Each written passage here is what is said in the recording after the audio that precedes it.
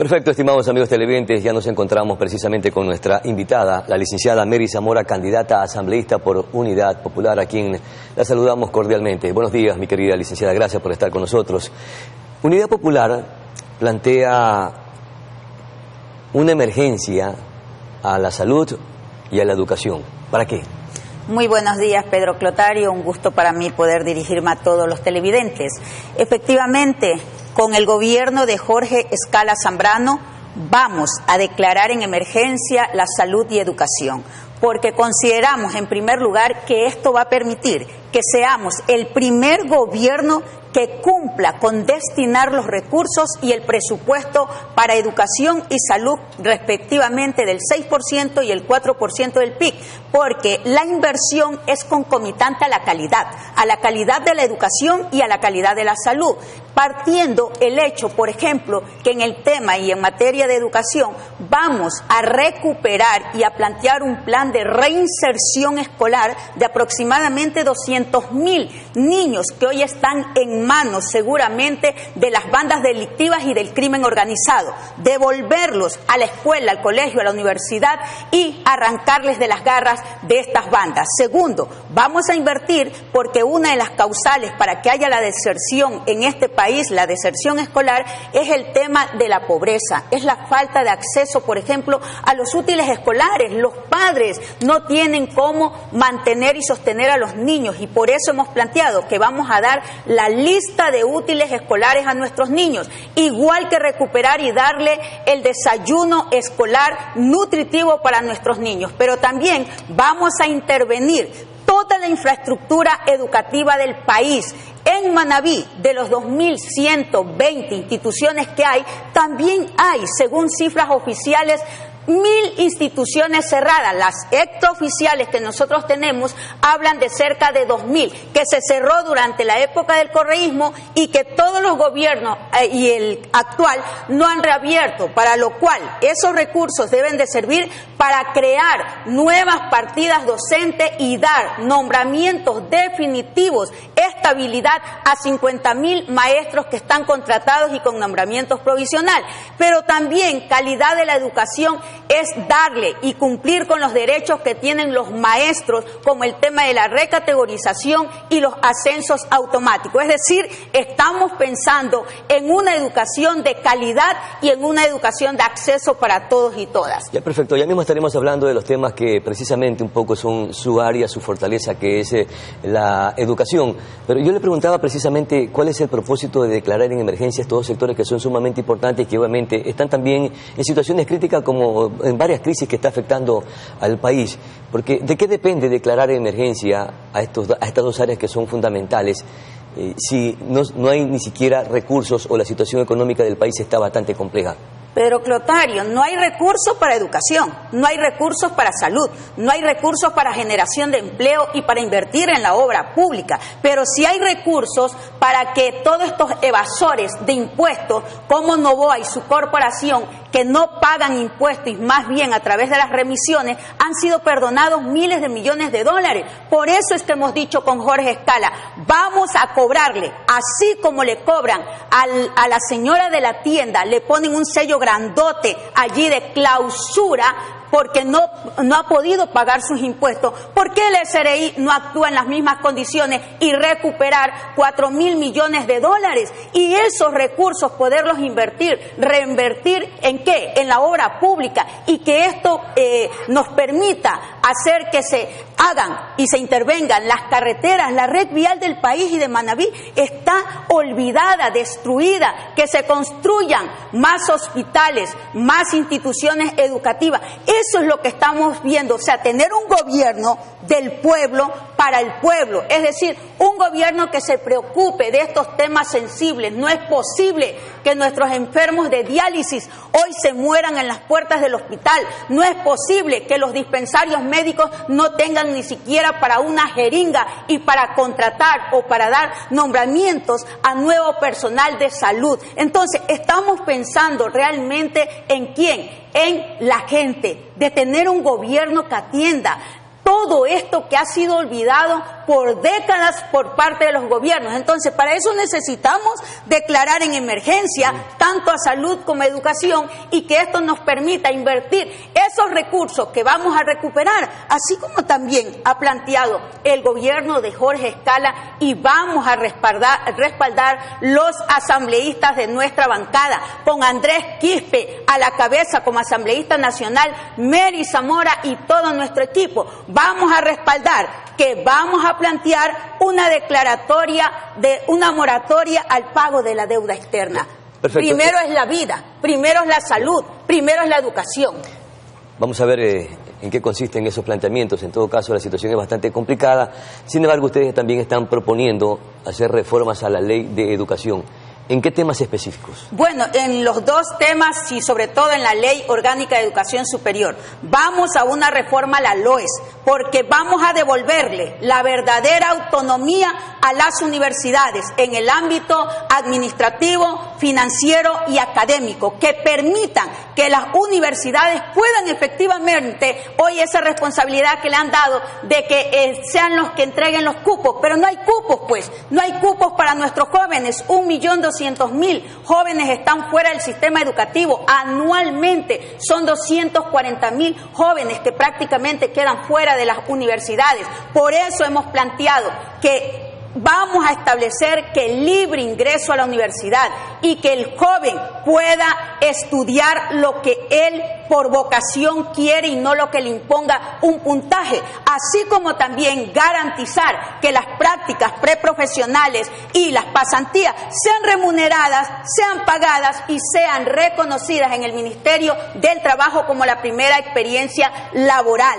Esto en el ámbito de la educación superior. ¿En el proceso educativo secundario también van a plantear reformas ustedes? Por supuesto, porque nosotros llegamos a una reforma del 90% en el 2021 y 2022 con 2 huelgas de hambre. La LOI prácticamente se reformó casi toda, pero hay un reglamento que dejó Lazo y mantiene Noboa que contraría la aplicación de la norma legal, y vamos a aprobar un nuevo reglamento, porque vamos a atender el tema del bachillerato, pues. El bachillerato, tenemos que volver al bachillerato técnico y por especialidades. Hoy hay un bachillerato unificado que prácticamente no enseña nada. Un bachillerato técnico y por especialidades que permitan que al joven desde el colegio se pueda proyectar y vincular al mundo del trabajo.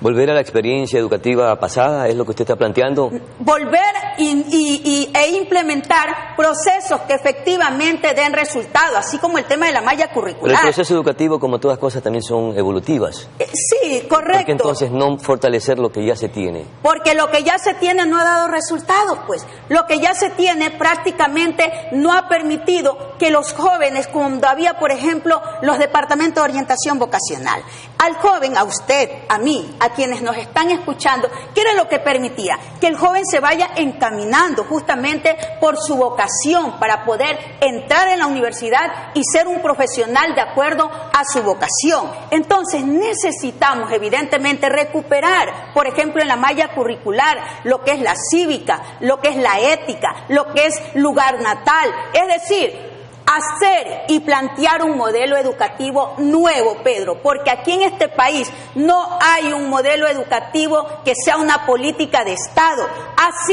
Es todavía una política ni siquiera de gobierno, es una política de ministro que se le ocurrió por ahí, vio cualquier cosa que pasó a nivel internacional, que han fracasado esas propuestas y no tienen un modelo educativo emancipador, un modelo educativo que eduque para la solidaridad, para la patria. Es lo que nosotros necesitamos, con plantear jóvenes y niños con una personalidad crítica, analítica, y recuperar en el marco de eso el papel y el principio de autoridad de los maestros y maestras en el aula. Mary Zamora también está proponiendo hacer reformas o cambios a la ley del Seguro Social, entre otras de sus propuestas, pero ya hace pocos meses la Asamblea Nacional hizo reformas precisamente a esta ley, a este marco de ley. ¿En qué otras cosas ustedes van a plantear reformas? No queremos parches ni reformas. Vamos a una nueva ley de seguridad social que en primer lugar garantice la constitución de un consejo directivo donde los verdaderos dueños, afiliados, pensionistas, jubilados del Seguro Social Campesino, seamos los que administremos ese consejo directivo del IES y no principalmente o sea, que está inconforme los la reforma que se hizo para la conformación Por supuesto, porque no se ejecuta. Incluso Pero esa fue planteada por los sectores sociales a la Asamblea Nacional y fue acogida por la Asamblea Nacional. No todo, porque el verdadero proceso de la construcción de una nueva ley no fue recogida totalmente, porque necesitamos, ¿qué es lo que está planteando la reforma?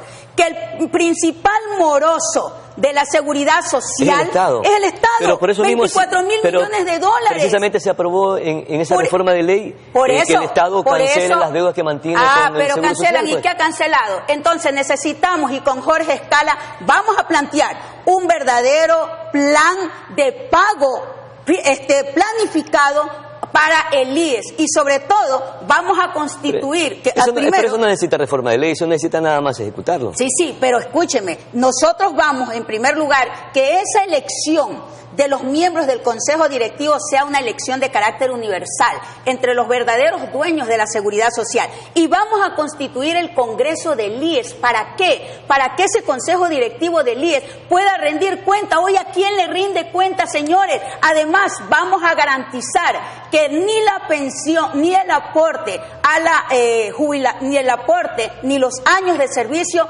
pueden ser incrementados. Y de paso, vamos a ir a una reforma que ya está efectivamente dentro de la nueva ley, y también lo han planteado el Seguro Social Campesino. Tiene que seguir siendo ese régimen especial para el campesinado, el sector rural y pescadores artesanales, y le vamos a hacer justicia a quienes nos dan de comer con una pensión de un salario básico unificado, y que ellos se jubilen también a los 60 años. Por favor, estos son verdaderos cambios de una nueva ley de seguridad social, desterrando las mafias que tienen secuestrado a la seguridad social. Ya, perfecto. Veo que también ustedes están proponiendo y que están inconformes con el Código de Trabajo, pero recuerde usted que hubo una consulta popular y más bien ustedes se opusieron a esos cambios de esa reforma.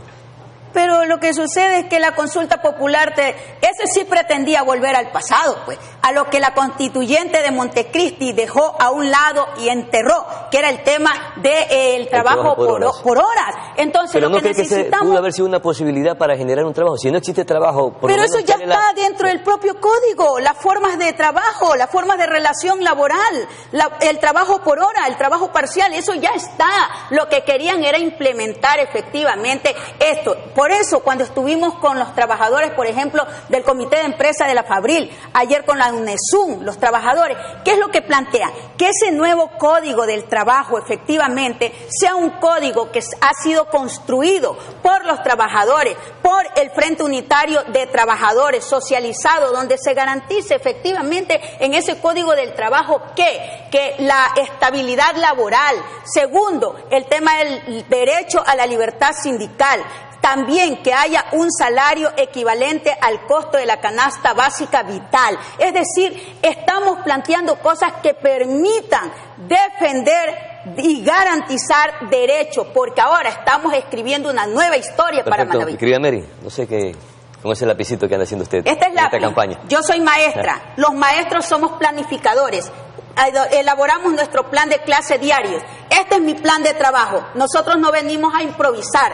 Tenemos una propuesta legislativa que va en función para Manaví en lo que tiene que ver al tema de la reactivación productiva, el desarrollo económico, la generación de empleo y sobre todo lo que tiene que ver a la administración de los recursos hídricos de Manaví. Por eso es que estamos escribiendo una nueva historia para Manaví, porque es la hora del pueblo, es la hora de que Manaví tenga y recupere en la Asamblea voz, liderazgo y representatividad para dignificar a esta provincia y nos sintamos orgullosos de ser manavitas. Y Mary Zamora, desde la Asamblea Nacional, va a garantizar que recuperaremos e impulsaremos el verdadero proceso de unidad de los manavitas para podernos encaminar por la vía del desarrollo y el progreso que tanto queremos. Mary, dentro de su portafolio de propuestas, ¿qué tiene para Manaví? dos proyectos de ley fundamentales que están aquí. Primero, recuperar la administración de manera autónoma y con un verdadero proceso de descentralización del principal recurso estratégico para poder desarrollar, que es el tema del agua. Por eso he planteado durante 4 años, hemos trabajado que por ley vamos a crear una corporación hídrica que administre los recursos hídricos y que administre toda la infraestructura hídrica. ¿Pero de qué sirve que se provoque esta descentralización si no existe una desconcentración de los recursos para, me imagino, levantar nuevamente instituciones como la otrora CRM, etcétera? Por eso es que estamos planteando, pues, porque CRM, Junta de Recursos Hidráulicos, el CEDEN en el norte, ¿cómo se constituyeron? Se constituyeron mediante ley y luego de un plumazo lo dejaron de lado. Mire, desde que la EPA y Senagua tienen la competencia de este recurso estratégico como el agua, lamentablemente en Manabí no se ha constituido una sola obra de infraestructura hídrica. Por eso es que el 49% de la población en pleno siglo XXI sigue todavía sufriendo de la falta de agua para el consumo humano y también lo que tiene que ver al agua para riego. Necesitamos desconcentrar, necesitamos descentralizar y que seamos los manabitas los que administremos ese recurso que, Pedro, usted lo sabe, y la ciudadanía. Manabí es la única provincia cuyas fuentes hídricas no nacen en la cordillera de los Andes. Aquí tenemos embalses, tenemos trasvases, tenemos 3 represas, tenemos un acueducto, tenemos proyectos que están con estudios y no han sido financiados. Claro, pero no tenemos un plan ni tampoco los recursos. Finalmente, mi querida Mary Zamora, usted ha demostrado en su trayecto, tanto en el ámbito político como también educacional, que es una mujer que tiene fuste y que ha sido valiente.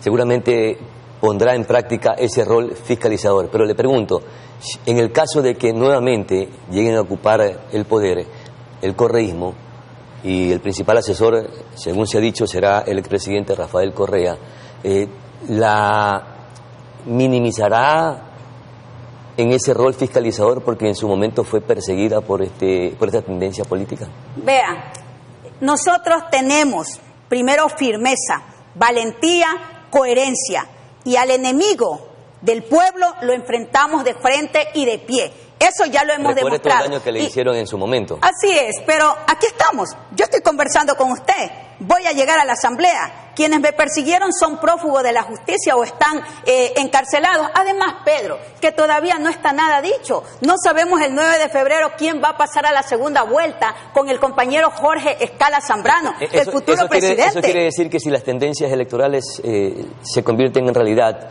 y que los dos finalistas sean Luisa González y Daniel Noboa, Unidad Popular apoyaría entonces a Daniel Noboa. Unidad Popular va a apoyar y va a ser gobierno con el profesor Jorge Escala Zambrano y tendremos un bloque de asambleístas que vamos, en el caso de Manabí, y con el aval, porque Jorge Escala será un presidente que no tenga provincias de primera, de segunda ni de tercera, y menos a una provincia como Manabí, que vamos a constituirla como un referente de la agroexportación, como un referente del desarrollo económico y como un referente de lo que tiene que ver al turismo sostenible. Entonces, nosotros necesitamos de un gobierno de la calidad de Jorge y también necesitamos de asambleístas, que vayamos allá no a agachar la cabeza, no a levantar la mano, señores, vamos a fiscalizar sin temor ni pavor. Por eso es que yo he planteado que uno de los proyectos de fiscalización será el tema de la concesión vía delegación que se ha hecho con nuestro puerto de Manta, un puerto que ha sido entregado a una empresa extranjera como Agunza y no ha dado resultados, ha estancado el crecimiento y el desarrollo de esta provincia porque se mantiene la misma carga cautiva, carrera, granelera, y hoy ha reducido el tema de los cruceros, pero no se ha convertido en lo que queremos, ese puerto de aguas profundas que tenga la capacidad de poder exportar toda la carga productiva que genera Manabí, el atún, el camarón, la pitahaya, el plátano, todo lo que nosotros generamos. Lamentablemente, ¿por dónde tiene que ir? A Guayaquil, a los puertos de Pozorja. No, señores, vamos a recuperar la administración del puerto Longa-Navita y que sirva para Manta, Manabí. Muchas gracias por conversar con Noticias Oromar, muy gentil. Vamos nosotros a nuestra siguiente pausa publicitaria. Enseguida retornamos con mucha más información.